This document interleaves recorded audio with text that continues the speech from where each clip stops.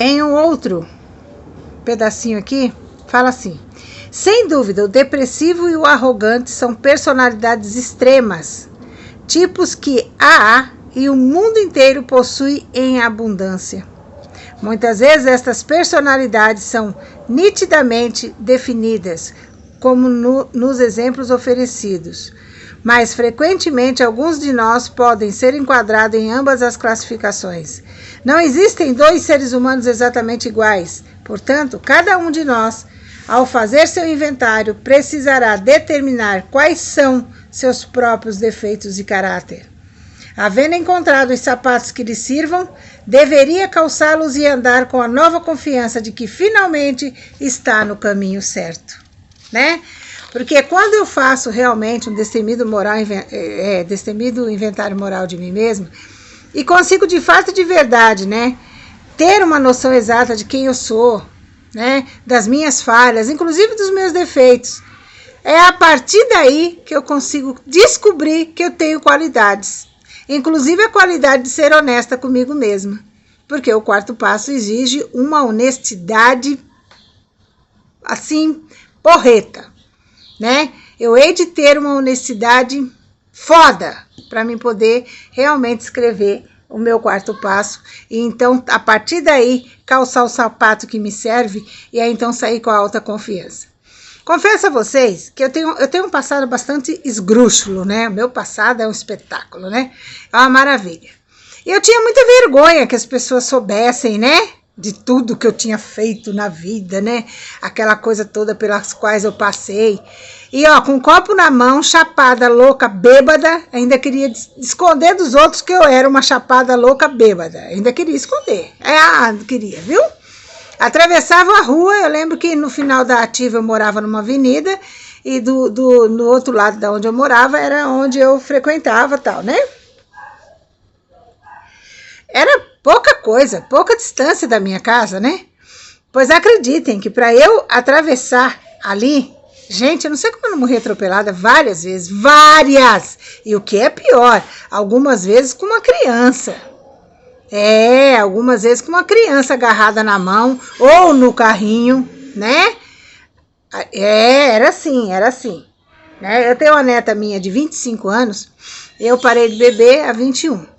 Então, quando ela ainda era bem criança, eu carregava ela junto comigo pro botequim, porque eu era a avó, né? A avó bêbada, mas era a avó, né? Olha que coisa de maluco. Enfiava, deixava a menina comer porcaria o tempo todo que eu estivesse por lá, para que eu pudesse beber, garrada numa criança. Olha a loucura. E depois voltava, atravessava aquela avenida com aquela criança e não sabia como, gente. Não sabia como, porque eu já estava no final da ativa alcoólica, eu já tinha apagões homéricos. Muitas vezes eu chegava em casa, quando alguém vinha falar para mim como eu chegava. E quem disse que eu conseguia subir aquelas escadas para ir para minha casa com aquela criança nos braços ou no carrinho? Aí depois que as pessoas vinham falar para mim o que tinham feito, do jeito que eu estava. Gente, que coisa absurda, né? Hoje eu vejo isso como uma coisa absurda. Naquele tempo era aceitável, né? Levava para a banalidade. E consegui fazer uns quartos passos bem legal, inclusive até para poder reparar isso, né? Tem um outro pedacinho aqui no nosso quarto passo que fala assim: para evitar cair em confusão sobre os nomes que deveriam ser dados a estes defeitos, tomemos uma relação universalmente conhecida das principais falhas humanas, os 7 pecados capitais: o orgulho, a avareza, a luxúria, a ira, a gula, a inveja e a preguiça. Não é por acidente que a primeira delas é o orgulho que leva à autojustificação, sempre iniciada por temores, conscientes ou inconscientes. É o principal causador da maioria das dificuldades humanas. O maior empecilho ao progresso verdadeiro. O orgulho nos induz a fazer exigências de nós e dos outros, que não podem ser cumpridas sem perversão ou abuso dos instintos que Deus nos deu. Quando a satisfação de nosso instinto pelo sexo, segurança e posição social se torna o único objetivo de nossas vidas, então o orgulho entra em cena para justificar os nossos excessos, né? Eu gosto muito de falar de quarto passo. Eu estou sempre falando de quarto passo. Eu estou sempre cobrando quarto passo, inclusive, né? E esse mês aqui, mês 4, alusivo ao quarto passo, nossa! Pensa o quanto que eu vou falar de quarto passo. Né? Até porque se faz necessário que eu sempre me lembre que eu necessito estar sempre fazendo quartos passos da vida para que eu possa sempre ter uma noção mais exata das minhas falhas.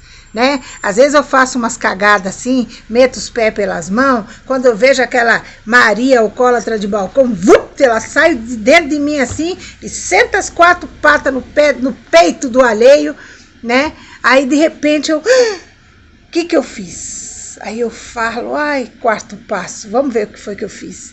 Aí vou lá, faço um inventáriozinho, né? Rapidinho ali, da caca que eu fiz.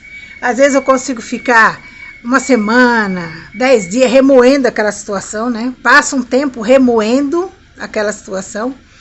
Aí quando o orgulho dá uma baixadinha de bola assim, eu, ai, quarto passo que eu tenho que fazer para eu poder ter uma noção mais exata das minhas falhas, né? Aí eu vou e faço um quarto passo daquela situação e pá, normalmente eu descubro que o problema está em mim.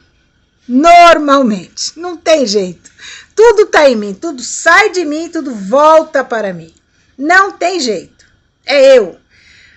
A bola da vez vai ser sempre eu. Se eu não me concentrar nisso, se eu não tiver o percebimento de que tudo sai de mim e que tudo volta para mim, eu tô pega, gente. Eu tô pega.